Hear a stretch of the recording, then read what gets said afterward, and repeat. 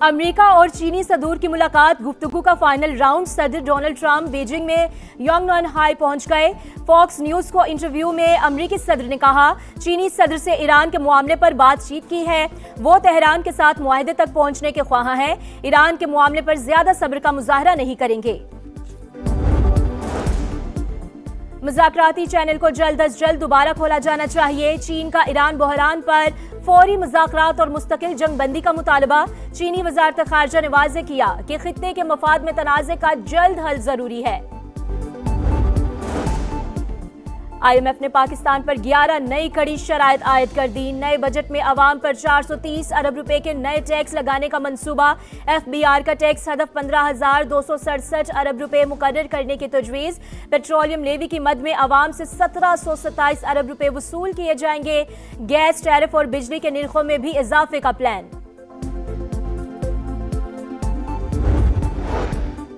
اور کراچی میں heavy traffic سے اموات کا سلسلہ تھم نہ سکا۔ ڈیفنس فیز 2 میں تیز رفتار ٹرالر کی موٹر سائیکل کو ٹکر، حادثے میں 2 نوجوان جاں بحق۔ شناخت 20 سال کے حمزہ اور 22 سال کے سمیر کے نام سے ہوئی، فرار ڈرائیور کی تلاش جاری۔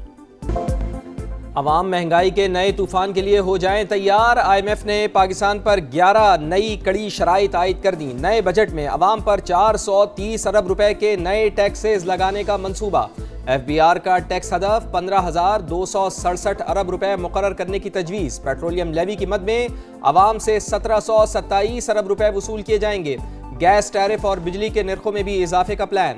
آئی ایم ایف نے پاکستان میں معاشی ترقی کی رفتار سست رہنے اور مہنگائی بڑھنے کا خدشہ ظاہر کر دیا۔ مشرق وسطیٰ کا تنازع اگلے سال بھی پاکستان کی معیشت کو متاثر کر سکتا ہے، عالمی مالیاتی ادارے کی رپورٹ جاری۔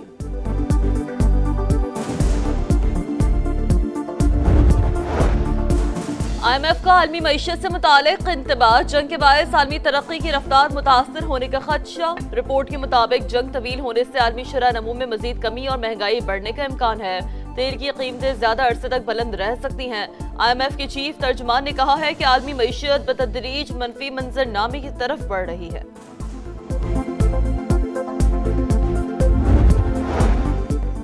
امریکہ اور چین کے درمیان بات چیت بہتر انداز میں آگے بڑھ رہی ہے۔ امریکی صدر کا دعویٰ، کہا صدر شی جن پنگ سے کئی امور پر گفتگو ہوئی جو اچھی رہی ہے۔ واضح کیا کہ ایران کی فوجی طاقت کو کمزور کر دیا گیا، تہران پر مکمل ناکہ بندی عائد کی جائے گی، کسی بھی جہاز کو ایران میں داخل ہونے کی اجازت نہیں ہوگی۔ فاکس نیوز کو انٹرویو میں چینی صدر کی ایران کے ساتھ ڈیل میں مدد کی پیشکش کا بھی تذکرہ۔ اپنے ہرمز میں کشیدگی کا اثر عالمی توانائی کی قیمتوں پر پڑے گا۔ کوئی بھی ملک نہیں چاہتا کہ ایران کے پاس جوہری ہتھیار ہو۔ امریکہ اس پر عملی اقدامات کر رہا ہے۔ امریکی وزیر خارجہ کا بیان، واضح کیا کہ تائیوان سے متعلق پالیسی میں کوئی تبدیلی نہیں آئی۔ چین کے ساتھ زرعی تجارت میں اربوں ڈالرز کے نئے معاہدے متوقع۔ آبنائے ہرمز، چپس، ٹیرف اور سپلائی چین پر بات چیت ہوئی۔ امریکی وزارت تجارت کی گفتگو۔ جیمسن گریر نے کہا، امریکہ اور چین تجارتی تعلقات کو منظم کرنے کی کوششیں کر رہے ہیں۔ واضح کیا کہ مسئلہ تعاون کو تجارتی مذاکرات پر اثر انداز نہیں ہونا چاہیے، ٹیرف کی ایک مخصوص سطح برقرار رہے گی۔ ایران کے مسئلے کا کوئی فوجی حل نہیں، وطن کے دفاع کے لیے لڑنے کے لیے بھی تیار ہے، لیکن سفارتکاری کے فروغ کے لیے بھی آمادہ ہیں۔ ایرانی وزیر خارجہ کا 2 ٹوک پیغام۔ برکس وزراء خارجہ اجلاس میں عباس عراقچی کا برکس ممالک سے ایران کے خلاف جارحیت کی مذمت کا مطالبہ۔ واضح کیا کہ یو اے ای کو خارجہ پالیسی پر غور کرنا چاہیے۔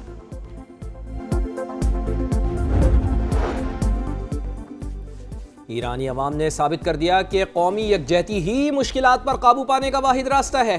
باہمی اتفاق کے ساتھ تعمیر نو کے دور سے بھی گزر جائیں گے۔ آئیں سب مل کر ایران کو دوبارہ تعمیر کریں، صدر مسعود پزشکیان کا سوشل میڈیا پیغام۔ 28 مئی کی آمد ہے، ہمیشہ تاریخ یاد رکھے گی۔ پاکستان کو اللہ تعالیٰ نے وہ طاقت عطا فرمائی جو کہ رہتی دنیا تک پاکستان کا ایک ڈیفینسو اثاثہ رہے گا۔ ایٹمی قوت جارحیت کے لیے نہیں، ہمارا دفاعی اثاثہ ہے۔ دنیا پاکستان کو ذمہ دار ملک کی حیثیت سے جانتی ہے۔ وزیر اعظم کا کابینہ سے خطاب، کہا دشمن 10 مئی کو مارکہ حق میں سکھایا ہوا سبق رہتی دنیا تک یاد رکھے گا۔ خطے میں جنگ کے بادل موجود، صورتحال سے تمام ممالک متاثر ہیں۔ شہباز شریف کا ملک کو معاشی قوت بنانے کا عزم، کابینہ نے گندم کی خرید و فروخت کے مسائل پر کمیٹی تشکیل دے دی. پرائیویٹ حج آپریٹر کے احتساب کا نظام وضع کرنے کی منظوری. کانسٹیٹیوشنل امینڈمنٹ وزیر اعظم صاحب یا ان کا لا منسٹر یا کوئی اور لانے چاہتے ہیں, وہ اس دن سے لے کے ابھی تک ہمارا بات نہیں ہوا. کل کا مجھے نہیں پتا کہ وہ پھر سے آئیں گے, لیکن ابھی ایسی کوئی بات.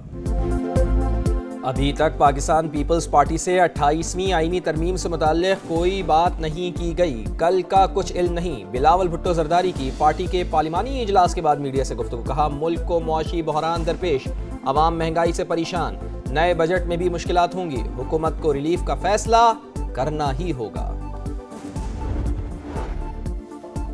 کیا 18ویں ترمیم رول بیک کی جا رہی ہے؟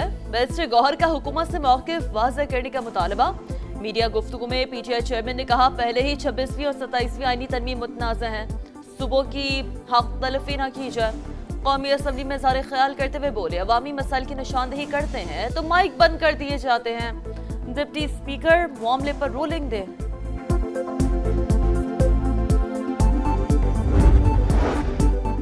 آئین میں ترمیم کا راستہ بند نہیں ہوا, اب جب بھی ہوگی 28ویں ترمیم ہی ہوگی. رانا ثناء اللہ کی پروگرام ندیم ملک لائیو میں گفتگو. کہا قومی مسائل پر بات چیت جاری رہنی چاہیے. پیپلز پارٹی کی رضامندی کے بغیر بجٹ منظور یا کوئی ترمیم نہیں ہو سکتی. این ایف سی کے معاملے پر مشاورت ہو رہی ہے. صدر مملکت سے الگ ملاقات ہوئی. آصف علی زرداری نے کہا پانی کے معاملے پر سب کو ساتھ لے کر چلنا چاہیے. عوام سمجھتے ہیں پیپلز پارٹی بھی حکومت میں ہے, اچھے اور برے کا کریڈٹ دونوں کو جائے گا.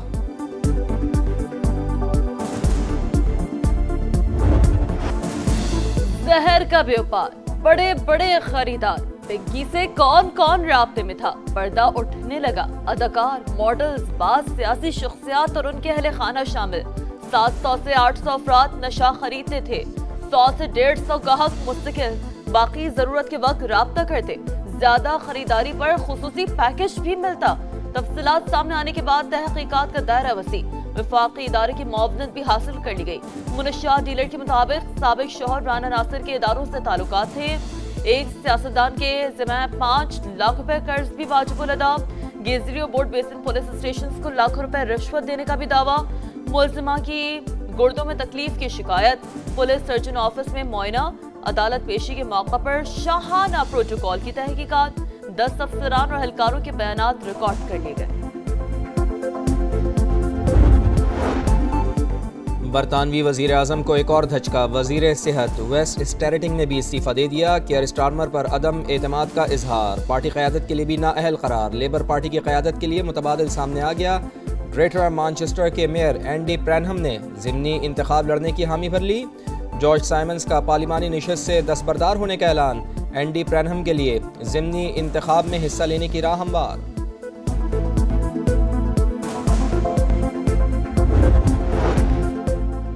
لندن میں پاکستانی ہائی کمیشن کے زیر اہتمام بیرون ملک مقیم پاکستانی کو سول اعزازات دینے کے لیے ایک پروقار تقریب منعقد ہوئی.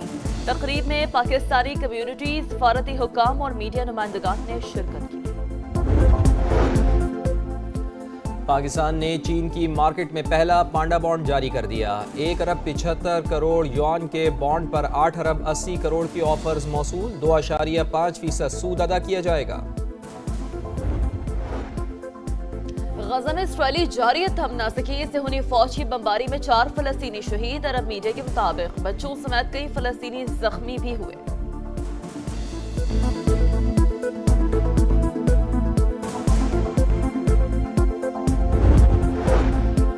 سعودی عرب کی مسجد اقصی میں اسرائیلی کارروائیوں کی شدید مذمت. یروشلم کے مقدس مقامات کی حیثیت کو متاثر کرنے کی کوششیں مسترد. مطالبہ کیا کہ عالمی برادری اسرائیل کو پرتشدد اقدامات سے روکے.